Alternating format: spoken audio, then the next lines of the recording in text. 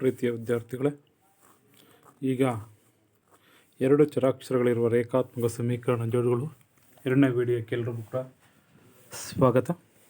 ವಿದ್ಯಾರ್ಥಿಗಳೇ, ನಾವು ಈಗಾಗಲೇ ಹಿಂದಿನ ತರಗತಿಯಲ್ಲಿ ಎರಡು ಚರಾಕ್ಷರಗಳಿರುವ ರೇಖಾತ್ಮಕ ಸಮೀಕರಣಗಳ ಜೋಡಿಗಳ ಅಧ್ಯಯನವನ್ನು ಮಾಡ್ತಾಯಿದ್ವಿ. ಆ ಅಧ್ಯಯನದಲ್ಲಿ ಈಗಾಗಲೇ ನಾವು ರೇಖಾತ್ಮಕ ಸಮೀಕರಣ ಅಂದ್ರೇನು, ಎರಡು ಚರಾಕ್ಷರಗಳಿರೋ ರೇಖಾತ್ಮಕ ಸಮೀಕರಣಗಳು ಅಂತಂದ್ರೇನು, ಆನಂತರ ಆ ರೇಖಾತ್ಮಕ ಸಮೀಕರಣವುಳ್ಳಂಥ ಸಮೀಕರಣಗಳನ್ನು ಹೇಗೆ ನಾವು ಬೀಜಗಣಿತವಾಗಿ ಪರಿವರ್ತಿಸುವಂಥದ್ದು, ನೆಕ್ಸ್ಟ್ ಪರಿವರ್ತನಾ ವಿಧಾನಕ್ಕೆ ನಕ್ಷೆ ಕ್ರಮವನ್ನು ಹೇಗೆ ಕಂಡುಹಿಡಿಯೋದು, ಅವುಗಳಿಗೆ ನಕ್ಷೆಗಳ ಮೂಲಕ ಹೇಗೆ ನಾವು ಅವುಗಳಿಗೆ ಪರಿಹಾರವನ್ನು ಕೂಡ ಕಂಡುಹಿಡಿಯೋದು ಅನ್ನೋದ್ರ ಬಗ್ಗೆ ಈಗಾಗಲೇ ನಾವು ಅಧ್ಯಯನ ಮಾಡ್ತಾಯಿದ್ವಿ. ಈ ದಿನ ನಾವು ಮುಂದುವರೆದ ಭಾಗವನ್ನು ನೋಡ್ತಾ ಹೋಗೋಣ. ವಿದ್ಯಾರ್ಥಿಗಳೇ, ಮತ್ತೊಂದೊಮ್ಮೆ ನಿಮಗೆ ಪದೇ ಪದೇ ನೆನಪು ಮಾಡ್ತಾ ಇರೋದೇನು ಅಂತಂದರೆ, ಈಗಾಗಲೇ ಗೊತ್ತಿರುವಂತೆ ಮಕ್ಕಳೇ, ನಿಮಗೆ ನಕ್ಷಾ ಕ್ರಮದಿಂದ 4 ಅಂಕಗಳಿಗೆ ನಿಮ್ಮ ವಾರ್ಷಿಕ ಪರೀಕ್ಷೆಯಲ್ಲಿ ಪ್ರಶ್ನೆಗಳನ್ನು ಕೇಳ್ತಾರೆ. ನಕ್ಷೆಯನ್ನು ಬಿಡಿಸಿ, ರೇಖಾತ್ಮಕ ಸಮೀಕರಣಗಳ ನಕ್ಷೆಯನ್ನು ಬಿಡಿಸಿ ಅಂತೇಳಿ 4 ಅಂಕಗಳಿಗೆ ವಾರ್ಷಿಕ ಪರೀಕ್ಷೆಯಲ್ಲಿ ಪ್ರಶ್ನೆಗಳನ್ನು ಕೇಳ್ತಾರೆ. ಅದಕ್ಕೆ ಈ ಚಾಪ್ಟರ್ಲ್ಲಿ ನೀವೇನು ಮಾಡಬೇಕು ಅಂತಂದರೆ, 4 ಅಂಕಗಳ ಪ್ರಶ್ನೆ ಅಂತಂದರೆ ಅದು ಗ್ರಾಫನ್ನು ನೀಟಾಗಿ ಸ್ಟಡಿ ಮಾಡಬೇಕು. ಓಕೆ, ಇಲ್ಲಿ ನೋಡ್ಕೊಳ್ಳಿ. ಇಲ್ಲಿ x - y + 1 = 0 ಮತ್ತು 3x + 2y - 12 = 0 ಸಮೀಕರಣಗಳ ನಕ್ಷೆಗಳನ್ನು ಎಳೆಯಿರಿ. ಈ ರೇಖೆಗಳು ಮತ್ತು x ಅಕ್ಷದಿಂದ ಉಂಟಾಗುವ ತ್ರಿಭುಜದ ಶೃಂಗಬಿಂದುಗಳ ನಿರ್ದೇಶಾಂಕಗಳನ್ನು ನಿರ್ಧರಿಸಿರಿ ಹಾಗೂ ತ್ರಿಕೋನೀಯ ವಲಯವನ್ನು ಛಾಯಾಗೊಳಿಸಿರಿ ಅಂತ ಇದೆ. ಅರ್ಥ ಆಗ್ತಿದೆಯಲ್ಲ? x - y + 1 = 0 ಮತ್ತು 3x + 2y - 12 = 0 ಸಮೀಕರಣಗಳ ನಕ್ಷೆಗಳನ್ನು ಎಳೆಯಿರಿ. ಈ ರೇಖೆಗಳು ಮತ್ತು x ಅಕ್ಷದಿಂದ ಉಂಟಾಗುವ ತ್ರಿಭುಜದ ಶೃಂಗಬಿಂದುಗಳ ನಿರ್ದೇಶಾಂಕಗಳನ್ನು ನಿರ್ಧರಿಸಿರಿ ಹಾಗೂ ತ್ರಿಕೋನೀಯ ವಲಯವನ್ನು ಛಾಯಾಗೊಳಿಸಿರಿ ಅಂತಿದೆ. x - y + 1 = 0. ಇಲ್ಲೇನು ಮಾಡಬೇಕು ಅಂತಂದರೆ, ನಾವು y-ಅನ್ನು ಬಿಡಿಸ್ಕೋಬೇಕು. y-ಅನ್ನು ಬಿಡಿಸ್ಕೊಳೋದು ಅಂದರೆ ಏನು ಅರ್ಥ? y ಒಂದನ್ನೇ ಒಂದು ಕಡೆ ಇಟ್ಕೊಳೋದು, ಇನ್ನು ಉಳಿದಿರುವಂಥ ಚರಾಕ್ಷರ ಮತ್ತು ಕಾನ್ಸ್ಟೆಂಟ್ಗಳನ್ನು ಒಂದು ಕಡೆ ಬರ್ಕೊಳ್ಳೋದು. ಗೊತ್ತಾಯ್ತಾ ಹೇಳ್ತಾ ಇರೋದು?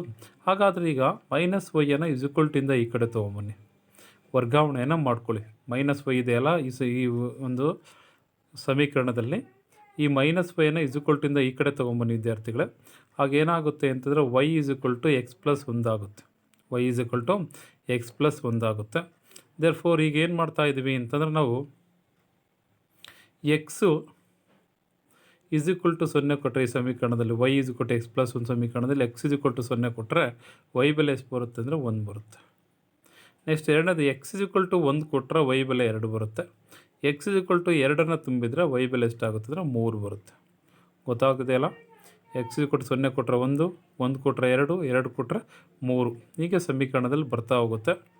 ಹೇಗೆ ಅಂತಲೂ ಕೂಡ ನಿಮಗೆ ಇಲ್ಲಿ ತೋರಿಸ್ತಾ ಇದ್ದೀನಿ. x = 0 ಆದರೆ y = 0 ಪ್ಲಸ್ x ಜಾಗಕ್ಕೆ 1 = 1 ಆಗುತ್ತೆ. x = 1 ಕೊಟ್ಟಾಗ x ಜಾಗಕ್ಕೆ 1 ತುಂಬೋದು, y = 1 + 1 2 ಆಗುತ್ತೆ. ಹಾಗೆ x = 3 ಕೊಟ್ಟಾಗ ಸಮೀಕರಣದಲ್ಲಿ x ಜಾಗಕ್ಕೆ 2 ತುಂಬೋದು, y = 2 + 1 = 3 ಆಗುತ್ತೆ. ಗೊತ್ತಾಗುತ್ತಲ್ಲ ಹೇಳ್ತಾ ಇರೋದು? = 3 ಆಗುತ್ತೆ. ದೇರ್ಫೋರ್ ಏನು ಮಾಡಬೇಕು ಅಂತಂದರೆ, 3x + 2y - 12 = 0 ಆಗುತ್ತೆ. That is = 2y - 12 - 3x y = 12 - 3x/2 12 - 3x/2 ಆಗುತ್ತೆ. ದೇರ್ಫೋರ್ x = 0 ಕೊಟ್ಟರೆ ಎರಡನೇ ಸಮೀಕರಣ 3x + 2y - 12 = 0 ನೆನ್ಪಿಟ್ಕೊಳ್ಳಿ. ಎರಡನೇ ಸಮೀಕರಣ. ಇಲ್ಲಿ y-ಅನ್ನು ಬಿಡಿಸ್ಕೋಬೇಕು. ಈ ನೋಡಿ, 2y ಅಲ್ಲೇ ಇಟ್ಕೊಳ್ಳಿ, -2 ಇಸ್ಕೊಟ್ಟಿದ್ದು ಈ ಕಡೆ ತೊಗೊಂಬನ್ನಿ, +12 ಆಗುತ್ತೆ. +3x ಇಸ್ಕೊಟ್ಟಿದ್ದು ಈ ಕಡೆ ತೊಗೊಂಬನ್ನಿ, -3x ಆಗುತ್ತೆ. 2y = 12 - 3x ಆಯಿತು. ದೇರ್ಫೋರ್ y = 12 - 3x/2 ಆಯಿತು. ದೇರ್ಫೋರ್ x = 0 ತುಂಬಿದರೆ y = ಏನಾಗುತ್ತೆ ಅಂತಂದರೆ, ಇಲ್ಲಾಗಲೇ ತೋರಿಸ್ತಾ ಇದ್ದೀನಿ ನೋಡಿ, x ಜಾಗಕ್ಕೆ 0 ತುಂಬೋದು, 12 - 3 × 0/2 ಆಗುತ್ತೆ. ದಟ್ ಈಸ್ = 12 - 2/2 ದಟ್ ಈಸ್ = 12/2 = 6 ಆಗುತ್ತೆ. ಓಕೆ ವಿದ್ಯಾರ್ಥಿಗಳ, ನೆಕ್ಸ್ಟು x = 2 ತುಂಬಿ. ನಿಮಗೆ x = 2 ಸಮೀಕರಣದಲ್ಲಿ ತುಂಬಿದಾಗ y-ನ ಬೆಲೆ ಎಷ್ಟು ಬರುತ್ತೆ ಅಂತ ನೀವು ಕಂಡುಹಿಡ್ಕೋಬೇಕು. ಆಗ y = ಏನಾಗುತ್ತೆ ಅಂತಂದರೆ, y = 12 - 3 × 2/2 ಆಗುತ್ತೆ. ಓಕೆ, ಈಗ y is equal to 12 minus 6 divide by 2 that is equal to y is equal to 6 divide by 2 is equal to 2 1 2 3 y is equal to 3 ಆಯಿತು. ಈಗ ಎಕ್ಸ್ ಈಸ್ ಇಕ್ವಲ್ ಟು 4 ಆದಾಗ y is equal to 12 minus 3 into 4 divide by 2 that is equal to 12 minus 12 divide by 2 that is equal to 0 divide by 2 is equal to 0. 0 divide by 2 is equal to 0. Okay, ಈಗ ನೀವು ಈ ಥರ ಒಂದು ಟೇಬಲನ್ನು ಹಾಕೊಂಬಿಟ್ಟು ಒಂದು ಕೋಷ್ಟಕವನ್ನು ರಚನೆ ಮಾಡಿಕೊಂಡು ಆ ಕೋಷ್ಟಕದಲ್ಲಿ ಏನು ಮಾಡ್ತೀರಾ ಅಂತಂದರೆ ಬೆಲೆಗಳನ್ನ ತುಂಬ್ತಾ ಹೋಗ್ತೀರಿ. ಎಕ್ಸ್ನ ಬೆಲೆ 0 ಕೊಟ್ಟಾಗ ವೈನ ಬೆಲೆ 6 ಬಂತು, ಎಕ್ಸ್ನ ಬೆಲೆ 2 ಕೊಟ್ಟಾಗ ವೈನ ಬೆಲೆ 3 ಬಂತು, ಎಕ್ಸ್ನ ಬೆಲೆ 4 ಕೊಟ್ಟಾಗ ವೈನ ಬೆಲೆ 0 ಬರುತ್ತೆ ವಿದ್ಯಾರ್ಥಿಗಳೇ. ಈಗ ಏನು ಮಾಡಬೇಕು ಅಂದರೆ ನೀವು ಒಂದು ಗ್ರಾಫ್ ಹಾಳೆಯನ್ನು ತಗೊಂಡು ಎಕ್ಸ್ ಆಕ್ಸಿಸ್ ಮತ್ತು ವೈ ಆಕ್ಸಿಸನ್ನು ರಚನೆ ಮಾಡ್ತಾ ಹೋಗಬೇಕು. ನೋಡ್ಕೊಳ್ಳಿ, ಗ್ರಾಫ್ ಹಾಳೆಯಲ್ಲಿ ಎಕ್ಸ್ ಆಕ್ಸಿಸನ್ನು ರಚನೆ ಮಾಡ್ಕೊಳ್ಳಿ. ಇಲ್ಲಿ ನೋಡ್ಕೊಳ್ಳಿ, ಇದು ಎಕ್ಸ್ ಆಕ್ಸಿಸ್, ಎಕ್ಸ್ ಡ್ಯಾಶು. ಆ ಥರ ವೈ ಆಕ್ಸಿಸನ್ನು ರಚನೆ ಮಾಡ್ಕೊಳ್ಳಿ, ವೈ ಡ್ಯಾಶನ್ನ ರಚನೆ ಮಾಡ್ಕೋಬೇಕು. ಈಗ ಗೊತ್ತಾಯ್ತಲ್ವಾ? ಫಸ್ಟ್ ಮೂಲಗಳನ್ನು ಬರ್ಕೋಬೇಕು. 2 ಮೂಲ ಬಿಂದುಗಳು, ಎರಡು ರೇಖೆ ಎಕ್ಸ್ ಅಕ್ಷಾಂಶ ಮತ್ತು ವೈ ಅಕ್ಷಾಂಶ ಎರಡು ಛೇದಿಸುವ ಬಿಂದುವನ್ನು ನಾವು ಮೂಲ ಬಿಂದು ಅಂತ ಕರಿತೀವಿ. ಅದನ್ನು 0ಇಂದಲೂ ಗುರುತಿಸ್ತೀವಿ, ಓ ಅಂತಲೂ ಕೂಡ ಕರಿತೇವೆ. 0 ಮೂಲ ಬಿಂದುವಿಂದ ಬಲಗಡೆಗೆ ಹೋದರೆ ಎಲ್ಲ ಪ್ಲಸ್ ವ್ಯಾಲ್ಯೂ, ಮೂಲ ಬಿಂದುವಿಂದ ಎಡಗಡೆಗೆ ಹೋದರೆ ಮೈನಸ್ ವ್ಯಾಲ್ಯೂ, ಮೂಲ ಬಿಂದುವಿಂದ ಮೇಲ್ಗಡೆ ಹೋದರೆ ಎಲ್ಲ ಪ್ಲಸ್ ವ್ಯಾಲ್ಯೂ, ಮೂಲ ಬಿಂದುವಿನ ಕೆಳಗಡೆ ಬಂದರೆ ಎಲ್ಲ ಮೈನಸ್ ವ್ಯಾಲ್ಯೂ ಆಗುತ್ತೆ. ಓಕೆನಾ? ಇಲ್ಲಿ ನೋಡ್ಕೊಳ್ಳಿ, ಇಲ್ಲಿ 0 1 2 3 4 5 6 ಅರ್ಥ ಆಯ್ತಲ್ಲ ಹೇಳ್ತಾ ಇರೋದು? ಹಾಗೆಯೇ ಇಲ್ಲಿ ನೋಡ್ಕೊಳ್ಳಿ, ಇಲ್ಲಿ ಮೂಲ ಬಿಂದು ಎಡಗಡೆ ಹೋದರೆ -1 -2 -3, ಮೂಲ ಬಿಂದುವಿಂದ ಮೇಲ್ಗಡೆ ಹೋಗ್ತಾ ಹೋದರೆ +1 +2 +3 +4 +5 +6. ಓಕೆನಾ? ಕೆಳಗಡೆ ಹೋದರೆ 0 -1 ಈ ಥರ ಬರ್ತವೆ ವೈ ಡ್ಯಾಶ್. ಇಲ್ಲಿ ಪ್ರಮಾಣವನ್ನು ಬರ್ಕೊಳ್ಳಿ ವಿದ್ಯಾರ್ಥಿಗಳು. ಎಕ್ಸ್ ಅಕ್ಷಾಂಶದ ಮೇಲೆ 1 ಸೆಂಟಿಮೀಟರ್ ಇಸ್ ಇಕ್ವಲ್ ಟು 1 ಮಾನ, ವೈ ಅಕ್ಷಾಂಶದ ಮೇಲೆ 1 ಸೆಂಟಿಮೀಟರ್ ಇಸ್ ಇಕ್ವಲ್ ಟು 1 ಮಾನ. ಗೊತ್ತಾಯ್ತಾ? ಈಗ ಅಲ್ಲಿ ಕೋಷ್ಟಕದಲ್ಲಿ ಕೊಟ್ಟಿರುವಂಥ ಬಿಂದುಗಳನ್ನು ಗುರುತಿಸಿ. ಎಕ್ಸ್ ಅಕ್ಷಾಂಶದಲ್ಲಿ ಮತ್ತು ವೈ ಅಕ್ಷಾಂಶವನ್ನು ನಿರ್ದೇಶಾಂಕಗಳನ್ನು ಗುರುತಿಸ್ತಾ ಹೋಗಿ. ನೋಡ್ಕೊಳ್ಳಿ, ಇಲ್ಲಿ 0,1 ಇಲ್ಲಿದೆ, ನೆಕ್ಸ್ಟು 1,2, ನೆಕ್ಸ್ಟು 2,3. ಓಕೆನಾ? ನೆಕ್ಸ್ಟು -1,0. ಇದು ಫಸ್ಟು ಒಂದು ರೇಖೆಯನ್ನು ಎಳೆಯಿರಿ. ಓಕೆನಾ? ಒಂದು ಸರಳ ರೇಖೆ ಬರುತ್ತೆ. ನೆಕ್ಸ್ಟ್ ಅದೇ ಥರ ಇನ್ನೊಂದು, ಓಕೆನಾ, 4,0, 2,3, 0,6 ಬಿಂದುಗಳನ್ನು ಗುರುತಿಸಿ ಇನ್ನೊಂದು ರೇಖೆಯನ್ನು ಎಳೆಯಿರಿ. ಇವೆರಡೂ ರೇಖೆಗಳು ನೋಡಲಿ ಒಂದು ತ್ರಿಭುಜವನ್ನು ಉಂಟು ಮಾಡಿದ್ದಾವೆ. ಯಾವುದರಿಂದ ಉಂಟಾದ ತ್ರಿಭುಜದ ಶೃಂಗ ಬಿಂದುಗಳ ನಿರ್ದೇಶಾಂಕಗಳು ಯಾವಪ್ಪ ಅಂತಂದರೆ 2,3, ನೋಡ್ಕೊಳ್ಳಿ 2,3, -1,0, 4,0 ಇವು ಈ ತ್ರಿಭುಜವನ್ನು ಕೂಡ ಉಂಟು ಮಾಡಿದ್ದಾವೆ. ಗೊತ್ತಾಯ್ತಾ ಹೇಳ್ತಾ ಇರೋದು? ಈ ಥರ ಆಗಿ ನೀವೇನು ಮಾಡಬೇಕಂದ್ರೆ ನಕ್ಷೆಗಳನ್ನು ಅಭ್ಯಾಸ ಮಾಡ್ತಾ ಹೋಗಬೇಕು ವಿದ್ಯಾರ್ಥಿಗಳು. ಇದಾದ ನಂತರ ನೆಕ್ಸ್ಟು ರೇಖಾತ್ಮಕ ಸಮೀಕರಣಗಳ ಜೋಡಿಯನ್ನು ಬಿಡಿಸುವಂಥ ಬೀಜಗಣಿತೀಯ ವಿಧಾನಗಳಲ್ಲಿ ನೋಡಿ, ಯಾವಾಗ ಅಂತಂದರೆ ಪೂರ್ಣಾಂಕವಲ್ಲದ ನಿರ್ದೇಶಾಂಕಗಳನ್ನು ಹೊಂದಿರುವ ಪ್ರಕರಣಗಳಲ್ಲಿ ನಕ್ಷಾ ವಿಧಾನವು ಅನುಕೂಲಕರವಲ್ಲ. ಯಾಕೆ ಅಂತಂದರೆ ಪೂರ್ಣಾಂಕವಲ್ಲದ ನಿರ್ದೇಶಾಂಕಗಳನ್ನು ಹೊಂದಿರುವ ಪ್ರಕರಣಗಳಲ್ಲಿ ನಕ್ಷಾ ವಿಧಾನವು ಏನಿದೆ ಅಲ್ವಾ, ಆ ನಕ್ಷಾ ವಿಧಾನವು ಅನುಕೂಲಕರವಲ್ಲ. ಗೊತ್ತಾಯ್ತು? ಪೂರ್ಣಾಂಕವಲ್ಲದ ನಿರ್ದೇಶಾಂಕಗಳನ್ನು ಹೊಂದಿರುವ ಪ್ರಕರಣಗಳಲ್ಲಿ ನಕ್ಷಾ ವಿಧಾನವು ಅನುಕೂಲಕರವಲ್ಲ. ಹಾಗೆ ಏನು ಮಾಡ್ತೇವೆ ನಾವು ಅಂತಂದರೆ ಆದೇಶ ವಿಧಾನವನ್ನು ಬಳಸ್ಕೊಳ್ತೇವೆ. ಏನು ಮಾಡ್ತೇವೆ ನಾವು? ಆದೇಶ ವಿಧಾನವನ್ನು ಬಳಸ್ಕೊಳ್ತೇವೆ. ಈ ಆದೇಶ ವಿಧಾನ ನಿಮಗೆ ಗೊತ್ತಿರ್ಬೋದು ವಿದ್ಯಾರ್ಥಿಗಳೇ, ಆಗಲೇ ಹಂತ 1ರಲ್ಲಿ ನಿಮಗೆ ಗೊತ್ತಿದೆ. ನಿಮಗೆ ಅನುಕೂಲಕರವಾದಂಥ ಒಂದು ಸಮೀಕರಣದಿಂದ ಒಂದು ಚರಾಕ್ಷರದ ಬೆಲೆಯನ್ನು ವೈ ಎಂದಿರಲಿ, ಇನ್ನೊಂದು ಚರಾಕ್ಷರದ ಬೆಲೆಯನ್ನು ಎಕ್ಸ್ನಲ್ಲಿ ವ್ಯಕ್ತಪಡಿಸ್ತೇವೆ. ಎರಡನೇ ಹಂತ ಏನು ಅಂತಂದರೆ ವೈಯ ಬೆಲೆಯನ್ನು ಇನ್ನೊಂದು ಸಮೀಕರಣದಲ್ಲಿ ಆದೇಶಿಸಿ ಅದನ್ನು ಬಿಡಿಸಲು ಪ್ರಯತ್ನಿಸುವಂಥದ್ದು. ಗೊತ್ತಾಯ್ತು? ಸಾಧ್ಯವಿರೋ ಒಂದು ಚರಾಕ್ಷರದ ಅಂದರೆ ಎಕ್ಸ್ನಲ್ಲಿರುವ ಸಮೀಕರಣವನ್ನಾಗಿ ಸಂಕ್ಷೇಪಿಸಿ ಕೆಲವೊಮ್ಮೆ ಕೆಳಗಿನ ಉದಾಹರಣೆಗಳನ್ನು ಇರುವಂತೆ ಚರಾಕ್ಷರಗಳಿಲ್ಲದ ಹೇಳಿಕೆಗಳನ್ನು ಕೂಡ ಪಡೆಯಬಹುದು. ಈ ಹೇಳಿಕೆ ನಿಜವೆಂದರೆ ರೇಖಾತ್ಮಕ ಸಮೀಕರಣಗಳ ಜೋಡಿಗೆ ಅಪರಿಮಿತ ಪರಿಹಾರಗಳಿವೆ ಎಂದು ತೀರ್ಮಾನಿಸಬಹುದು. ಈ ಹೇಳಿಕೆ ನಿಜವಲ್ಲವೆಂದಾದರೆ ರೇಖಾತ್ಮಕ ಸಮೀಕರಣಗಳ ಜೋಡಿಯು ಅಸ್ಥಿರವಾಗಿದೆ ಅಂತ ಗೊತ್ತಾಗುತ್ತೆ. ನೆಕ್ಸ್ಟ್ 3ನೇ ಹಂತ ಏನು ಅಂತಂದರೆ ಇಲ್ಲಿ ಹಂತ 3ರಲ್ಲಿ ನಾವು 2ರಲ್ಲಿ ಏನು ನಾವು ಎಕ್ಸ್ ಅಥವಾ ವೈರ ಬೆಲೆಯನ್ನು ಹಂತ 1ರಲ್ಲಿ ಉಪಯೋಗಿಸಿದ ಸಮೀಕರಣದಲ್ಲಿ ಆದೇಶಿಸಿ ಇನ್ನೊಂದು ಚರಾಕ್ಷರದ ಬೆಲೆಯನ್ನು ವ್ಯಕ್ತಪಡಿಸುವಂಥದ್ದು. ಹಾಗಾದರೆ ಆದೇಶ ವಿಧಾನ ಅಂದರೆ ಏನು ಅಂತ ಕೇಳ್ಬೋದು ಮಕ್ಕಳೇ. ನಿಮ್ಗೆ ಆದೇಶ ವಿಧಾನ ಅಂದ್ರೇನು ಇದು ಅರ್ಥ ಆಗಿಲ್ಲ ಸರ್ ಅಂತಂದರೂ ಕೂಡ ನಾನು ನಿಮಗೆ ಲೆಕ್ಕಗಳನ್ನು ಮಾಡಬೇಕಾದ್ರೆ ಹೇಳ್ತಾ ಹೋಗ್ತೇನೆ. ಆದೇಶ ವಿಧಾನವನ್ನು ಹೇಗೆ ಮಾಡ್ಬೋದು, ಹೇಗೆ ಅದು ಅನುಕೂಲಕರವಾಗಿದೆ ಅನ್ನುವಂಥದ್ದು. ಇಲ್ಲಿ ನೋಡ್ಕೊಳ್ಳಿ ವಿದ್ಯಾರ್ಥಿಗಳ, ರೇಖಾತ್ಮಕ ಸಮೀಕರಣಗಳ ಜೋಡಿಯನ್ನು ಬಿಡಿಸಲು ನಾವು ಒಂದು ಚರಾಕ್ಷರದ ಅಥವಾ ಒಂದು ಚರಾಕ್ಷರವನ್ನು ಇನ್ನೊಂದು ಚರಾಕ್ಷರದಲ್ಲಿ ವ್ಯಕ್ತಪಡಿಸಿ ಅದರ ಬೆಲೆಯನ್ನು ಆದೇಶಿಸಿದ್ದೇವೆ. ಆದ್ದರಿಂದ ಈ ವಿಧಾನವನ್ನು ನಾವು ಏನಂತ ಕರಿತೀವಿ ಅಂತಂದರೆ, ಅಂದರೆ ರೇಖಾತ್ಮಕ ಸಮೀಕರಣಗಳ ಜೋಡಿಯನ್ನು ಬಿಡಿಸುವಂಥ ಈ ವಿಧಾನವನ್ನು ಆದೇಶ ವಿಧಾನ ಅಂತ ಕರಿತೀವಿ. ಯಾಕೆ ಆದೇಶ ವಿಧಾನ ಅಂತ ಕರಿತೀವಿ ಅಂತಂದ್ರೆ, ಒಂದು ಚರಾಕ್ಷರವನ್ನು ಇನ್ನೊಂದು ಚರಾಕ್ಷರದಲ್ಲಿ ವ್ಯಕ್ತಪಡಿಸಿ ಅದರ ಬೆಲೆಯನ್ನು ಏನು ಮಾಡ್ತೇವೆ ಅಂತಂದರೆ ಆದೇಶವನ್ನು ಮಾಡ್ತೇವೆ. ಅದರ ಬೆಲೆಯನ್ನು ಏನು ಮಾಡ್ತೀವಿ ನಾವು, ಆದೇಶವನ್ನು ಮಾಡ್ತೇವೆ. ಆದ್ದರಿಂದ ಈ ವಿಧಾನವನ್ನು ನಾವು ಆದೇಶ ವಿಧಾನ ಅಂತ ಕರಿತೇವೆ. ಆದ್ದರಿಂದ ಈ ವಿಧಾನವನ್ನು ಏನಂತ ಕರಿತೇವೆ, ಆದೇಶ ವಿಧಾನ ಅಂತ ಕರಿತೇವೆ. ಅರ್ಥ ಆಗುತ್ತಲ್ಲ ಹೇಳ್ತಿರೋದು. ಓಕೆ, ನೆಕ್ಸ್ಟು ಒಂದು ಉದಾಹರಣೆ ಲೆಕ್ಕಗಳನ್ನು ನೋಡ್ತಾ ಹೋಗ್ಬಿಡೋಣ. ಈ ಕೆಳಗಿನ ಸಮೀಕರಣಗಳ ಜೋಡಿಯನ್ನು ಆದೇಶ ವಿಧಾನದ ಮೂಲಕ ಬಿಡಿಸಿ ಅಂತ ಇದೆ. ಗೊತ್ತಾಗ್ತಾ ಹೇಳ್ತಾ ಇರೋದು, ಕೆಳಗಿನ ಎರಡು ಸಮೀಕರಣಗಳನ್ನು ಕೊಟ್ಟಿದ್ದಾರೆ. ಆ ಸಮೀಕರಣಗಳನ್ನು ನಾವೇನು ಮಾಡಬೇಕಾಗಿದೆ ಅಂತಂದರೆ ಮಕ್ಕಳೇ, ಇವಾಗ ಆದೇಶ ವಿಧಾನದ ಮೂಲಕ ಬಿಡಿಸಬೇಕಾಗಿದೆ. ಈಗಾಗಲೇ ಗೊತ್ತಿದೆ ನಮಗೆ ಆದೇಶ ವಿಧಾನದಲ್ಲಿ ಹೇಗೆ ಅವುಗಳನ್ನು ಬಿಡಿಸುವಂಥದ್ದು, ಹೇಗೆ ಅದನ್ನು ನಾವು ಬಿಡಿಸುವಂಥದ್ದು ಹೇಗೆ ನೋಡಿಲ್ಲಿ. 7x - 15y = 2, x + 2y = 3.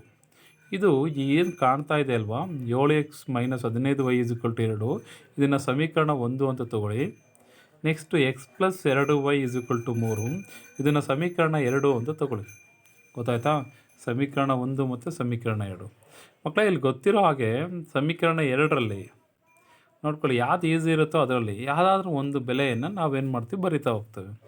ನೋಡ್ಕೊಳ್ಳಿ, ಸಮೀಕರಣ 2 ಏನಂತ ಬರಿತೀವಿ ಅಂತಂದರೆ, x + 2y = 3 ಇದೆ ಅಲ್ವಾ, ಅದನ್ನು x = 3 - 2y ಅಂತ ಬರಿತೇವೆ. x = 3 - 2y ಅಂತ ಬರಿತೇವೆ. ಓಕೆ, ಈಗ ಎಕ್ಸ್ನ ಬೆಲೆಯನ್ನು ಸಮೀಕರಣ 1ರಲ್ಲಿ ಆದೇಶಿಸಿದಾಗ ನಮಗೇನಾಗುತ್ತೆ ಅಂತಂದರೆ, 7 × 3 - 2y - 15y = 2 ಆಗುತ್ತೆ. 7 × 3 - 2y - 15y = 2 ಆಗುತ್ತೆ. ಈಗ ನೋಡ್ಕೊಳ್ಳಿ, ಈಗ ಏನು ಮಾಡಿದ್ದೀವಿ ಅಂತಂದರೆ, ಈ ಎಕ್ಸ್ನ ಬೆಲೆ ಏನಿದೆ x = 3 - 2yನ ಸಮೀಕರಣ 1ರಲ್ಲಿ ಆದೇಶ ಮಾಡಿದ್ದೇನೆ. ಇದನ್ನು ನಾವು ಆದೇಶ ವಿಧಾನ ಅಂತ ಕರೆಯೋದು. ಗೊತ್ತಾಗುತ್ತಿರುತ್ತೆ ನೋಡಿ. ಸಮೀಕರಣ ಇದೆ 7x - 15y = 2 ಅಂತಿದೆ ಅಲ್ವಾ. ಇಲ್ಲೇನು ಮಾಡ್ತಾ ಇದ್ದೀನಿ ಅಂತಂದರೆ, ಎಕ್ಸ್ ಜಾಗಕ್ಕೆ ಈ ಬೆಲೆಯನ್ನು ತುಂಬ್ತಾ ಇದ್ದೀನಿ, 3 - 2y. ನೋಡಿ, 7 × x ಇದೆ ಅಲ್ವಾ, 7 × 3 - 2y - 15y = 2. ಈಗ 7 × 3 = 21. Okay, plus into minus minus, 7 × 7 = 14y. Okay, plus into minus minus. Okay, next ನೋಡ್ಕೊಳ್ಳಿ, ಇಲ್ಲಿ 15y ಆ್ಯಸ್ ಇಟ್ ಈಸ್ ಹಾಗೆ ಬರ್ಕೊಳ್ಳಿ. ಇವಾಗ ಇದು ಗುಣಾಕಾರ ಆಯ್ತಲ್ಲ, 7 × 3 = 21 - 7 × 14y - 15y = 2. ಈಗ ಏನು ಮಾಡ್ತೀರಾ ನೋಡ್ಕೊಳ್ಳಿ, ಇಲ್ಲಿ 21 ಹಾಗೆ ಬರ್ಕೊಳ್ಳಿ. -14y - 15y ಎಷ್ಟಾಗುತ್ತೆ, -29y ಆಯಿತು. ಓಕೆನಾ, ಇಲ್ಲಿ = 2 ಇದೆ. ಇವಾಗ ಈ 21 ಇಂದ ಆ ಕಡೆ ಕಳಿಸಿ. ಆಗ -29y = 2 - 21 ಆಗುತ್ತೆ. ಈಗ y = -19 - -29 ಆಗುತ್ತೆ. ಯಾಕೆ ಅಂತಂದರೆ -29y = -19 ಆಗುತ್ತೆ. y = -19 - -29 ಆಗುತ್ತೆ. y = 19 / 29 ಆಗುತ್ತೆ. y = 19 / 29 ಆಗುತ್ತೆ. y ಈ ಬೆಲೆಯನ್ನು ಸಮೀಕರಣ 3ರಲ್ಲಿ ಆದೇಶಿಸಿದಾಗ, ಓಕೆ, x = 3 - 2 × 19 / 29 ಆಗುತ್ತೆ. ದಟ್ ಇಸ್ 3 - ಗುಣಾಕಾರವನ್ನು ಮಾಡಿಕೊಂಡಾಗ 19 - 38 / 29 ಆಗುತ್ತೆ. ಈಗ ಲಾಸವನ್ನು ತಗೊಂಡಾಗ ಏನಿಲ್ಲ ಅಂದರೆ 1 ಇರುತ್ತೆ ವಿದ್ಯಾರ್ಥಿಗಳು, 1ಕ್ಕೂ 29 ಲಾಸ ತಗೊಂಡು 29 ಬರುತ್ತೆ. 29 × 3 = 87 - 38 / 29 ಆಗುತ್ತೆ. ಈಗ 87 - 38 ನಾವು ಭಾಗಾಕಾರ ಮಾಡಿದ್ರೆ 49 / 29 ಆಗುತ್ತೆ. ಆದ್ದರಿಂದ ಪರಿಹಾರವೇನು ಅಂತಂದರೆ, x = 49 / 29, ಆ ಥರ y = 19 / 29. 19 / 29. ಓಕೆ, ನೆಕ್ಸ್ಟು ಇನ್ನೊಂದು ಪ್ರಶ್ನೆ, ಆದೇಶ ವಿಧಾನವನ್ನು ನೋಡ್ತಾ ಹೋಗೋಣ. ಇಲ್ಲಿ ಇನ್ನೊಂದು ಪ್ರಶ್ನೆ ಏನು ಅಂತಂದರೆ 2 ಪೆನ್ಸಿಲು ಮತ್ತು 3 ರಬ್ಬರ್ಗಳ ಬೆಲೆ 9, 4 ಪೆನ್ಸಿಲು ಮತ್ತು 6 ರಬ್ಬರ್ಗಳ ಬೆಲೆ 18 ರು. ಹಾಗಾದರೆ ಪ್ರತಿಯೊಂದು ಪೆನ್ಸಿಲು ಮತ್ತು ಪ್ರತಿಯೊಂದು ರಬ್ಬರ್ನ ಬೆಲೆಯನ್ನು ಕಂಡುಹಿಡಿ ಪ್ರಶ್ನೆ ಇದೆ. ಈ ಪ್ರಶ್ನೆ ನೀವು ಆಗಲೇ ಬಿಡಿಸಿದಿರೋ ವಿದ್ಯಾರ್ಥಿಗಳೇ. ಯಾವ ವಿಧಾನದಲ್ಲಿ ಅಂತಂದರೆ ನಕ್ಷಾ ವಿಧಾನದಲ್ಲಿ ಆಲ್ರೆಡಿ ಬಿಡಿಸಿದಿರ. ನೋಡ್ಕೊಳ್ಳಿ, ಒಂದು ಪೆನ್ಸಿಲ್ನ ಬೆಲೆಯನ್ನು Rs ಅಂತ ತಗೊಳ್ಳಿ, ಒಂದು ರಬ್ಬರ್ನ ಬೆಲೆಯನ್ನು Ry ಆಗಿರಲಿ. ಮೇಲಿನ ಸಂದರ್ಭವನ್ನು ನಾವು ಬೀಜಗಣಿತವಾಗಿ ಪ್ರತಿನಿಧಿಸುವಂಥ ಸಮೀಕರಣಗಳನ್ನು ಮಾಡಿದಾಗ ಆಗೇನಾಗುತ್ತೆ ಅಂತಂದರೆ 2x + 3y = 9 ಬರ್ತೀವಿ, ಸಮೀಕರಣ 1 ಅಂತ ಮಾಡ್ಕೊಳ್ಳಿ. ಈಗ 4x + 6y = 18 ಅಂತ ಬರ್ತೀವಿ, ಸಮೀಕರಣ 2 ಅಂತ ಬರ್ಕೊಳ್ಳಿ. ಈಗ ಸಮೀಕರಣ 1ನ್ನು ನಾವು ಉಪಯೋಗಿಸ್ಕೊಂಡಾಗ 2x = 9 - 3y ಆಗುತ್ತೆ. x = 9 - 3y / 2 ಆಗುತ್ತೆ, ಸಮೀಕರಣ 3 ಅಂತ ತಿಳ್ಕೊಳ್ಳಿ. ಸಮೀಕರಣ 2ರಲ್ಲಿ ಓಕೆ 4 × x ಬೆಲೆ ಎಷ್ಟು 9 - 3y / 2 + 6y = 18, ಸರಿನಾ? ಈಗ 2 1 2 2 ಓಕೆನಾ, 9 2 18, ನೆಕ್ಸ್ಟು 2 3 6y -6y + 6y = 18 ಆಯಿತು. ನೋಡಿ, -6y + 6y ಗಿಟ್ ಕ್ಯಾನ್ಸಲ್ ಆಗುತ್ತೆ, 18 = 18 ಬರುತ್ತೆ.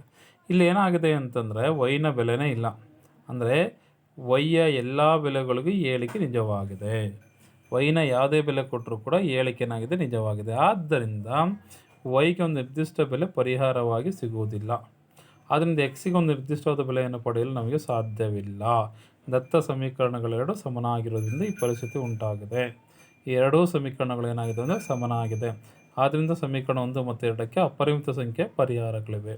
ಇದಕ್ಕೇನಾಗಿದೆ ಅಂತಂದರೆ ಈ ಎರಡೂ ಸಮೀಕರಣಗಳು ಒಂದೇ ಆಗಿರೋದ್ರಿಂದ, ಎರಡೂ ಸಮೀಕರಣಗಳು ಏನಾಗಿದೆ ಒಂದೇ ಸಮೀಕರಣ ಆಗಿರೋದ್ರಿಂದ ಇದಕ್ಕೆ ಅಪರಿಮಿತ ಸಂಖ್ಯೆಯ ಪರಿಹಾರಗಳನ್ನು ಕೂಡ ನಾವು ಪಡಿತಾ ಹೋಗ್ಬೋದು.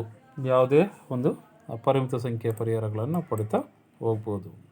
ನೆಕ್ಸ್ಟು ಇನ್ನೊಂದು 2 ಅಳಿಗಳನ್ನು x + 2y - 4 = 0 ಮತ್ತು 2x + 4y - 12 = 0 ಎಂದು ಪ್ರತಿನಿಧಿಸಲಾಗಿದೆ. ಈ ಅಳಿಗಳು ಒಂದನ್ನೊಂದು ಛೇದಿಸುತ್ತವೆ ಅಂತ ಪ್ರಶ್ನೆ ಮಾಡಿದ್ದಾರೆ. ನೋಡ್ಕೊಳ್ಳಿ ವಿದ್ಯಾರ್ಥಿಗಳು, ಇದನ್ನು ಕೂಡ ನೀವು ನಕ್ಷಾ ವಿಧಾನದಲ್ಲಿ ನೋಡಿದ್ದೀರಾ. ಮತ್ತು ಇನ್ನೊಂದು ಸರಿ ಏನು ಆದೇಶ ವಿಧಾನವನ್ನು ಕಲಿಸ್ಕೊಡ್ತಾ ಇದ್ದೇನೆ. x + 2y - 4 = 0 ಸಮೀಕರಣ 1. ನೆಕ್ಸ್ಟು 2x + 4y - 12 = 0, ಇದು ಸಮೀಕರಣ 2. ಈಗ ಸಮೀಕರಣ 1ನ್ನು ಬಿಡಿಸ್ತಾ ಹೋದರೆ x = 4 - 2y ಬರುತ್ತೆ. ಸಮೀಕರಣ 3 ಅಂತ ಬರ್ಕೊತೀವಿ. ಓಕೆ, ಎಕ್ಸನ್ನು ಸಮೀಕರಣ 2ರಲ್ಲಿ ಆದೇಶಿಸಿದಾಗ ಓಕೆ 2 × 4 - 2y + 4y - 12 = 0. ಈಗ 8 - 4y + 4y - 12 = 0 ಆಗುತ್ತೆ. ನೋಡಿ, +4y -4y ಕ್ಯಾನ್ಸಲ್ ಆಗುತ್ತೆ. 8 - 12 = 0, -4 = 0 ಬರುತ್ತೆ. ಈ ಹೇಳಿಕೆ ಅಸಂಬದ್ಧವಾಗಿದೆ. ಆದ್ದರಿಂದ ಸಮೀಕರಣಗಳಿಗೆ ಒಂದು ಸಾಮಾನ್ಯ ಪರಿಹಾರವಿರೋದಿಲ್ಲ. ಆದರೆ ಸಮೀಕರಣಗಳಿಗೆ ಒಂದು ಸಾಮಾನ್ಯ ಪರಿಹಾರವಿರೋದಿಲ್ಲ. ಹಾಗಾಗಿ ಎರಡೂ ಅಳಿಗಳು ಒಂದನ್ನೊಂದು ಛೇದಿಸುವುದಿಲ್ಲ, ಒಂದನ್ನೊಂದು ಇವು ಛೇದಿಸೋದಿಲ್ಲ. ಓಕೆ, ನೆಕ್ಸ್ಟು ವಿದ್ಯಾರ್ಥಿಗಳ ಮುಂದಿನ ಪ್ರಶ್ನೆ, ಕೆಳಗಿನ ರೇಖಾತ್ಮಕ ಸಮೀಕರಣಗಳ ಜೋಡಿಗಳನ್ನು ಆದೇಶ ವಿಧಾನದಿಂದ ಬಿಡಿಸಿ ಅಂತ ಕೇಳಿದರೆ ನೋಡ್ಕೊಳ್ಳಿ. ಇಲ್ಲಿ x + y = 14 ಸಮೀಕರಣ 1. ನೆಕ್ಸ್ಟ್ x - y = 4 ಸಮೀಕರಣ 2 ವಿದ್ಯಾರ್ಥಿಗಳ. ನೋಡಿ, ಎಕ್ಸನ್ನು ಸಮೀಕರಣ 2ರಲ್ಲಿ ಆದೇಶಿಸಿದಾಗ ನೋಡಿ ಸಮೀಕರಣ 1 ಏನು ಹೇಳುತ್ತೆ ಅಂದರೆ x + y = 14, ಆದರೆ x ಏನಾಗುತ್ತೆ ಅಂದರೆ 14 - y ಆಗುತ್ತೆ. ಇದು ಸಮೀಕರಣ 3 ಅಂತ ಬರ್ಕೊಂಡಿದ್ದೇವೆ. ಈ ಸಮೀಕರಣ 3ಅನ್ನು ಏನು ಮಾಡ್ತೀವಿ, ಸಮೀಕರಣ 2ರಲ್ಲಿ ಆದೇಶವನ್ನು ಮಾಡ್ತಾ ಹೋಗ್ತೇವೆ. ಇವಾಗ ಎಕ್ಸ್ಟ್ರಾಕ್ಕೆ ಏನಾಗ್ತೀವಿ ಅಂತ 14 - y ಆಗ್ತೇವೆ. 14 - y ನಿಷ್ಟಿಂದ -y = 4 ಇದೆ. ಇವಾಗ 14 - y - y -2y = 4. 14 - 2y = 4 ಆಯಿತು. ಇವಾಗ ನೋಡಿ, -2y = 4 +14 ಇಂದ ಈ ಕಡೆ ತೊಗೊಳ್ಳಿ. ಅವಾಗ 4 - 14 ಆಗುತ್ತೆ. therefore -2y = -14 4ಅನ್ನು ಕಳೆದ್ರೆ -10 ಆಗುತ್ತೆ. y = -10 / -2. Okay, minus get cancel, 2 1 2 5. y = 5. y = 5ಅನ್ನು ಸಮೀಕರಣ 3ರಲ್ಲಿ ಆದೇಶಿಸಿದಾಗ x ಏನು ಬರುತ್ತೆ ಅಂತಂದರೆ ನಮಗೆ x = 14 - y ಆಗುತ್ತೆ. ದಟ್ ಈಸ್ = 14 - 5 ಆಗುತ್ತೆ. x = 9 ಆಯಿತು. ಈಗ ದೇರ್ಫೋರ್ ಆದ್ದರಿಂದ x = 9 ಮತ್ತು y = 5 ಎನ್ನುವಂಥದ್ದು ಈ ಸಮೀಕರಣದ ಬೆಲೆಗಳು. ಗೊತ್ತಾಯ್ತಾ? ಈ ಎರಡು ಸಮೀಕರಣಗಳಲ್ಲಿ ನಾವು x = 9 ಮತ್ತು y = 5 ತುಂಬಿದಾಗ ಅವು ಯಾವಾಗಲೂ ಕೂಡ ಸಮೀಕರಣಗಳು ಬದ್ಧವಾಗಿರ್ತವೆ. ಓಕೆ, ನೆಕ್ಸ್ಟ್ ಮುಂದಿನ ಪ್ರಶ್ನೆ. Okay, S minus T is equal to 3 ಮತ್ತು S/3 plus T/2 is equal to 6 ಎರಡು ಸಮೀಕರಣಗಳು ಆದೇಶ ವಿಧಾನದಿಂದ ಬಿಡಿಸಿ ಅಂತ ಕೇಳಿದರೆ, ಈ ಸಮೀಕರಣಗಳನ್ನು ನೋಡಿದಾಗ ನಮಗೆ ಸಮೀಕರಣ 1 ತಗೊಳ್ಳೋಣ. ಸಮೀಕರಣ 1ರಲ್ಲಿ ಏನಾಗುತ್ತೆ ಅಂತಂದರೆ S is equal to 3 plus T ಆಗುತ್ತೆ. ಇದನ್ನು ಸಮೀಕರಣ 3 ಅಂತ ಬರ್ಕೋಬೇಕು. ಗೊತ್ತಾಯ್ತಾ ಹೇಳ್ತಿರೋದು? ಸಮೀಕರಣ 1ರಲ್ಲಿ S is equal to 3 plus T ಅಂತ ಆಗುತ್ತೆ, ಸಮೀಕರಣ 3 ಆಗುತ್ತೆ. ಅನ್ನು ಸಮೀಕರಣ 2ರಲ್ಲಿ ಆದೇಶಿಸಿದಾಗ 3 plus T divide by 3 plus T/2 is equal to 6 ಆಗುತ್ತೆ. Therefore 6 plus 2t plus 3t divide by 6 is equal to 6 ಆಗುತ್ತೆ. Therefore 6 plus 5t is equal to 36 ಆಗುತ್ತೆ. 5t is equal to 36 minus 6, t is equal to 30 divide by 5, 5 1 5 6 t is equal to 6. ಸಮೀಕರಣ 3ರಲ್ಲಿ ಆದೇಶಿಸಿದಾಗ S is equal to 3 plus T. Okay, S is equal to 3 plus 6 that is equal to S is equal to 9 ಆಗುತ್ತೆ. S is equal to 9, therefore T is equal to 6 ಈ ಸಮೀಕರಣದ ಬೆಲೆಗಳು. Next ಮುಂದಿನ ಪ್ರಶ್ನೆ ವಿದ್ಯಾರ್ಥಿಗಳ, 3x minus y is equal to 3 ಸಮೀಕರಣ 1 ಮತ್ತು 9x minus 3y is equal to 9 ಈ ಎರಡು ಸಮೀಕರಣಗಳನ್ನು ಆದೇಶ ವಿಧಾನದಿಂದ ಬಿಡಿಸಿ ಅಂತ ಪ್ರಶ್ನೆ. ಓಕೆನಾ? ಈ ಎರಡು ಸಮೀಕರಣಗಳನ್ನು ಏನು ಮಾಡಬೇಕು? ಆದೇಶ ವಿಧಾನದಿಂದ ಬಿಡಿಸಿ ಅಂತ ಪ್ರಶ್ನೆ. ಓಕೆ, ಇವಾಗ ಸಮೀಕರಣ 1 ತಗೊಳ್ಳೋಣ. ಸಮೀಕರಣ 1 ಏನು ಹೇಳುತ್ತೆ ಅಂತಂದರೆ 3x minus y is equal to 3, therefore y is equal to 3x minus 3 ಆಗುತ್ತೆ. ಇದು ಸಮೀಕರಣ 2ರಲ್ಲಿ ಆದೇಶವನ್ನು ಮಾಡ್ತಾ ಇದ್ದೀವಿ. ಈಗ ಸಮೀಕರಣ 2 ಏನಂತಂದರೆ 9x ಮೈನಸ್ 3 ಇಂಟು ವೈ ಬೆಲೆ ಏನು ಅಂತಂದರೆ 3x minus 3 is equal to 9. ಈಗ 3x plus into minus minus 3 3 9x plus 9 is equal to 9. ಈಗ ನೋಡಿ, minus 9x plus 9x cancel ಆಗುತ್ತೆ. ಈಗ 9 ಇಸ್ ಈಕ್ವಲ್ ಟು 9 ಬರುತ್ತೆ. ಅಂದರೆ ವೈನ ಎಲ್ಲ ಬೆಲೆಗಳಿಗೂ ಏಳಿಕೆ ಏನಾಗಿದೆ? ನಿಜವಾಗಿದೆ.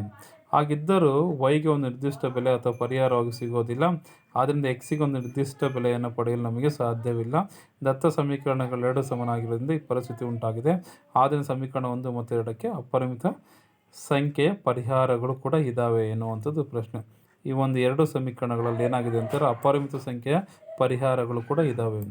ಓಕೆ ವಿದ್ಯಾರ್ಥಿಗಳ, ನೆಕ್ಸ್ಟ್ ಪ್ರಶ್ನೆಯನ್ನು ನೋಡ್ತಾ ಹೋದರೆ ನೋಡ್ಕೊಳ್ಳಿ. ಈ ಪ್ರಶ್ನೆ 0.2x plus 0.3y is equal to 1.3, 0.4x plus 0.5y is equal to 2.3 ಇವು ಸಮೀಕರಣ 1, ಸಮೀಕರಣ 2. ನೋಡ್ಕೊಳ್ಳಿ, ಇಲ್ಲಿ ಏನು ಮಾಡ್ತಾ ಇದ್ದೀವಿ ಅಂತಂದರೆ ವಿದ್ಯಾರ್ಥಿಗಳಲ್ಲಿ ನೋಡಿ, ನಿಮಗೆಲ್ಲ ದಶಮಾಂಶ ಬಿಂದುಗಳು ಕಾಣ್ತಾ ಇದ್ದಾವೆ. 0.2, ಓಕೆ, 0.3, 1.1, 0.4, 0.5, 2.3 ಈ ಥರ ಇದೆ ಅಲ್ವಾ?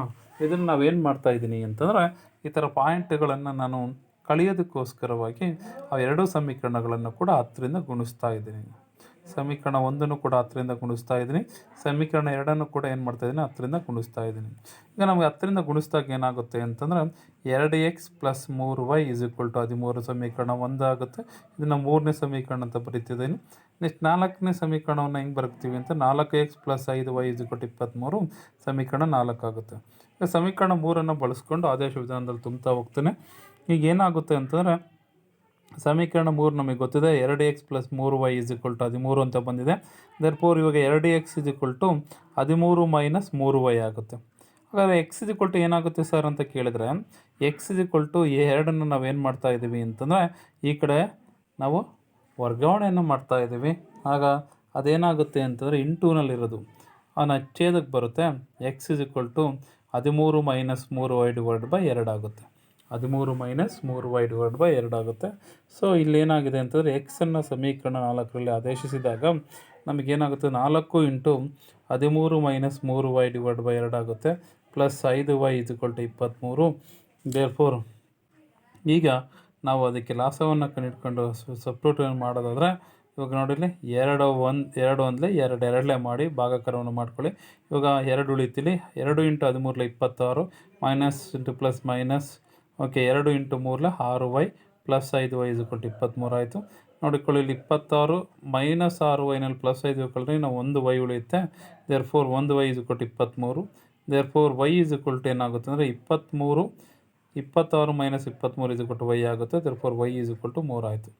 y ಇಸ್ ಈಕ್ವಲ್ ಟು 3 ಸಮೀಕರಣ 5ರಲ್ಲಿ ಆದೇಶಿಸಿದಾಗ ನಮಗೆ ಎಕ್ಸ್ ಇಸ್ ಈಕ್ವಲ್ ಟು ಏನಾಗುತ್ತೆ ಅಂದರೆ 13 ಮೈನಸ್ 3 ಇಂಟು 3 ಡಿವೈಡ್ ಬೈ 2 ಆಗುತ್ತೆ. That is equal to 13 minus 9 divide by 2 ಆಗುತ್ತೆ. That is 13 minus 9 divide by 2 is equal to 4 divide by 2 ಆಗುತ್ತೆ. 2 ಒಂದಲೇ 2 ಎರಡಲೇ. Okay, x is equal to 2 ಮತ್ತು ವೈ ಇಸ್ ಈಕ್ವಲ್ ಟು 3 ಬಂದಿದೆ. X is equal to 2 ಮತ್ತು Y is equal to 3 ಆಗಿದೆ ವಿದ್ಯಾರ್ಥಿಗಳು. Okay, next ಇದೇ ಒಂದು ಪ್ರಶ್ನೆನ ನೀವು ಹೋಮ್ವರ್ಕಲ್ಲಿ ಮಾಡ್ತಾ ಇರ್ತೀರಿ, ಅಥವಾ ನಾವು ಕೂಡ ಇವಾಗಲೇ ಮಾಡಿದ್ರು ಮಾಡ್ಬೋದು. ಇದನ್ನು ಕೂಡ ನಿಮಗೆ ನೀಟಾಗಿ ಹೇಗೆ ಮಾಡೋದು ಅಂತ ಹೇಳ್ಕೊಡ್ತೀನಿ, ನೋಡ್ಕೊಳ್ತಾ ಹೋಗಿ. ಆದೇಶ ವಿಧಾನದಲ್ಲಿ ಹೇಗೆ ನೋಡಿ, √2x plus √3y is equal to 0 ಸಮೀಕರಣ 1. ಓಕೆನಾ. Next √3x minus √8y is equal to 0 ಸಮೀಕರಣ 2. ಅವ್ರು ಏನು ಕೇಳಿದ್ದಾರೆ ವಿದ್ಯಾರ್ಥಿಗಳ, ಎರಡೂ ಸಮೀಕರಣಗಳನ್ನು ಆದೇಶ ವಿಧಾನದಲ್ಲಿ ಬಿಡಿಸಿರಿ.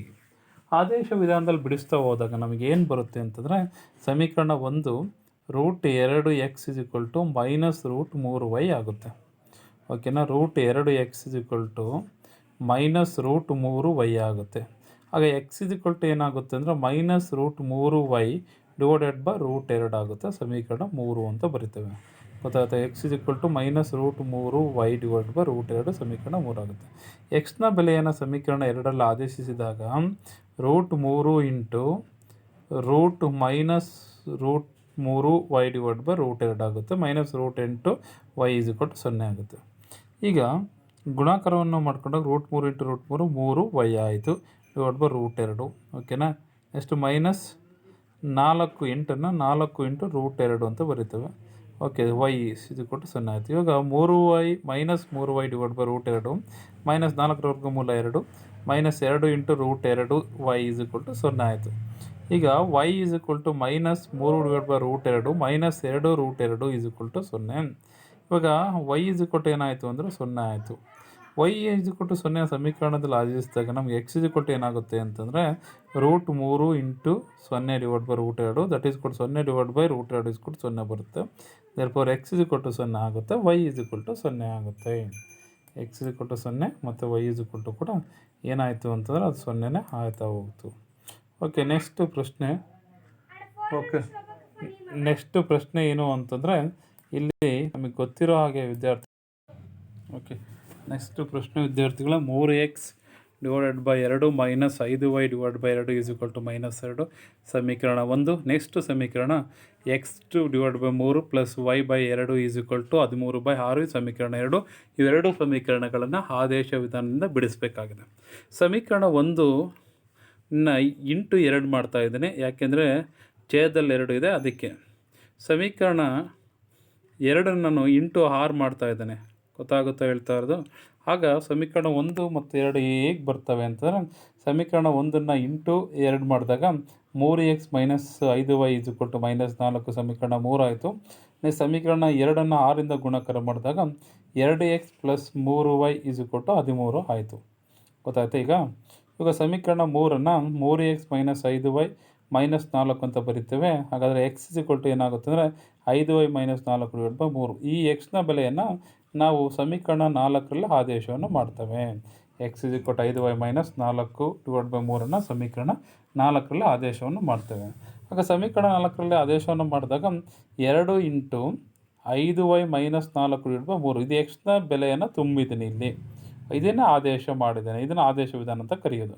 ಓಕೆನಾ. Plus 13y is equal to 13.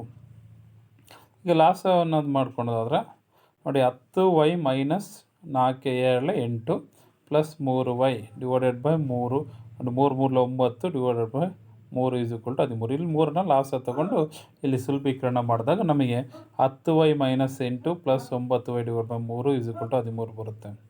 ಈಗ 19y minus 8 is equal to 39 ಆಗುತ್ತೆ. ದೇರ್ಫೋರ್ 19 ಈ 8ನ್ನು ಈ ಕಡೆ ಟ್ರಾನ್ಸ್ಫರ್ ಮಾಡ್ಕೊಂಡ್ರೆ 19y is equal to 39 plus 8 47 ಆಗುತ್ತೆ. Therefore 19y is equal to 47. Therefore y is equal to 47 divide by 19. ನೋಡಿಲ್ಲಿ ನಾವೇನು ಮಾಡ್ತಾಯಿದ್ದೀವಿ ಅಂದರೆ ಸಮೀಕರಣ 5ರಲ್ಲಿ ಆದೇಶಿಸಿದಾಗ x is equal to 5 into 47 divide by 19 minus 4 divide by 3 that is equal to 235 minus 72 divide by 19 ಆಗುತ್ತೆ into 1/3 that is equal to 159 divide by 19 into 1/3 is equal to 53 divide by 19 ಆಗುತ್ತೆ. ಇದು ಸರಿಯಾದಂಥ ವಿಧಾನ, ಆದೇಶ ವಿಧಾನ. ವಿದ್ಯಾರ್ಥಿಗಳೇ, ಹೀಗೆ ನೀವು ಆದೇಶ ವಿಧಾನದಲ್ಲಿ ಒಂದಿಷ್ಟು ಹೋಮ್ವರ್ಕ್ ಲೆಕ್ಕಗಳನ್ನು ಕೂಡ ಮಾಡ್ತಾ ಬನ್ನಿ. ಓಕೆ, ನಾವು ಈ ಹೋಮ್ವರ್ಕ್ ಲೆಕ್ಕಗಳನ್ನು ನಿಮಗೆ ಮಾಡೋದಕ್ಕಿಂತ ಮುಂಚೆ ಇನ್ನೊಂದು ಹೋಮ್ವರ್ಕ್ ಲೆಕ್ಕವನ್ನು ಕೊಡ್ತಾಯಿದ್ದೀನಿ. 2 ಪರಿಪೂರಕ ಕೋನಗಳಲ್ಲಿ ದೊಡ್ಡ ಕೋನವು ಚಿಕ್ಕ ಕೋನಕ್ಕಿಂತ 18 ಡಿಗ್ರಿ ಅಧಿಕವಾಗಿದ್ದರೆ ಅವುಗಳನ್ನು ಕಂಡುಹಿಡಿಯಿರಿ ಅಂತ ಆದೇಶ ವಿಧಾನದಲ್ಲಿ ಮಾಡಿ. ನೋಡಿ, ದೊಡ್ಡ ಕೋನ ಎಕ್ಸು, ಚಿಕ್ಕ ಕೋನ ವೈ ಆಗಿರಲಿ. ಆಗ ಪರಿಪೂರಕ ಕೋನಗಳೆಂದರೆ ಅವುಗಳ ಮೊತ್ತ 180 ಡಿಗ್ರಿ ಆಗಿರುತ್ತೆ. ನಿಮಗೂ ಗೊತ್ತಿದೆ. Therefore x plus y is 180 degree ಸಮೀಕರಣ 1 ಆಗುತ್ತೆ. X is equal to y plus 18 degree ಸಮೀಕರಣ 2 ಆಗುತ್ತೆ. ಸಮೀಕರಣ 1 ಮತ್ತು 2ರಲ್ಲಿ ಆದೇಶವನ್ನು ಮಾಡಿದಾಗ y plus 18 degree plus y is equal to 180 degree ಬರುತ್ತೆ. Therefore 2y is equal to 160 degree. ಯಾಕಂತಂದರೆ 180ರಲ್ಲಿ 18 ಡಿಗ್ರಿಯನ್ನು ಕಳೀರಿ, ಆಗ y is equal to 81 degree ಬರುತ್ತೆ. ನೆಕ್ಸ್ಟ್ ವೈನ ಬೆಲೆಯನ್ನು ಸಮೀಕರಣ 2ರಲ್ಲಿ ಆದೇಶಿಸಿದಾಗ ನಿಮ್ಗೆ ಏನಾಗುತ್ತೆ, x is equal to 81 degree plus 18 is equal to 99 degree ಬರುತ್ತೆ. Therefore x equal to 99 degree, y is equal to 81 degree ಆಗುತ್ತೆ. ಗೊತ್ತಾಗ್ತಾ ಹೇಳ್ತಾ ಇರೋದು? ಈ ನಿಮಗೆ ಹೋಮ್ವರ್ಕ್ ಲೆಕ್ಕಗಳನ್ನು ಕೊಡ್ತಾ ಇದ್ದೀನಿ. ಕೊನೆಯದಾಗಿ ಹೋಮ್ವರ್ಕು, ಇವುಗಳನ್ನು ಹೋಮ್ವರ್ಕನ್ನು ಮಾಡಬೇಕಾಗುತ್ತೆ. ಓಕೆ, ಕೆಳಗಿನ ರೇಖಾತ್ಮಕ ಸಮೀಕರಣ ಜೋಡಿಗಳನ್ನು ಆದೇಶ ವಿಧಾನದಿಂದ ಬಿಡಿಸಿರಿ ಅಂತ ಕೊಟ್ಟಿದ್ದೀನಿ ವಿದ್ಯಾರ್ಥಿಗಳೇ. ಇದರಲ್ಲಿ ಕೆಲವೊಂದಿಷ್ಟು ಮಾಡಿದ್ದೇನೆ. ಇದರಲ್ಲಿ ಮಾಡದೇ ಇರುವಂಥ 2 ಲೆಕ್ಕಗಳಿದ್ದಾವೆ. ಇವುಗಳನ್ನು ನೀವು ಮಾಡಿ, ಯಾವ್ಯಾವ ಮಾಡಿಲ್ಲ ಆ ಲೆಕ್ಕಗಳನ್ನು ನೀವು ಮಾಡಿ ವಿದ್ಯಾರ್ಥಿಗಳು, 1-2 ಲೆಕ್ಕ ಅಂತೇಳಿ ನೀವು ನನ್ನ ವಾಟ್ಸಪ್ ನಂಬರಿಗೆ ಹೋಮ್ವರ್ಕ್ಗಳನ್ನು ಮಾಡಿ ಕಳಿಸಿ. ಸದಾ ನೋಟ್ಸ್ಗಳನ್ನು ಬರೀತಾ ಇರಿ. ಓಕೆ, ಹೀಗೆ ನೀವು ಎಲ್ಲ ವೀಡಿಯೋಗಳನ್ನು ನೋಟ್ಸ್ಗಳನ್ನು ಬರ್ಕೊಂತ, ಡೌಟ್ಗಳನ್ನು ಕೇಳ್ಕೊತ ನಮಗೆ ಇನ್ನೊಂದು ಸರಿ ಫೋನ್ ಮಾಡಿ, ಸರ್ ಇಂಥ ಪ್ರಾಬ್ಲಮ್ಸ್ಗಳನ್ನು ಇನ್ನೊಂದು ಸರಿ ಹೇಳ್ಕೊಡಿ, ಇಂಥ ಇಂಪಾರ್ಟೆಂಟು ನಕ್ಷೆಗಳನ್ನು ಮತ್ತು ವರ್ಜಿಸುವ ವಿಧಾನ, ಆದೇಶ ವಿಧಾನವನ್ನು ನೀಟಾಗಿ ಕಲಿತಾ ಗೊತ್ತಾಗುತ್ತಾ ಹೇಳ್ತಾ ಇರೋದು. ಇವುಗಳನ್ನು ಪ್ರಾಕ್ಟೀಸ್ ಮಾಡ್ತಾ ಇರ್ರಿ. ಓಕೆ, ನೆಕ್ಸ್ಟು ಶಾಲೆ ಪ್ರಾರಂಭ ಆಗುತ್ತೆ. ಶಾಲೆ ಪ್ರಾರಂಭ ಆದಾಗ ಇನ್ನಷ್ಟು ಹೆಚ್ಚಿನಾಗಿ ಹೋಗ್ತೇವೆ. ನಿಮಗೆ ತುಂಬ ಅನುಕೂಲ ಆಗುತ್ತೆ. ಓಕೆ, ಎಲ್ಲರೂ ಕೂಡ ಈ ಥರ ವೀಡಿಯೋಗಳನ್ನು ನೋಡ್ತಾ ಇರಿ. Thank you for watching this video. Thank you for all.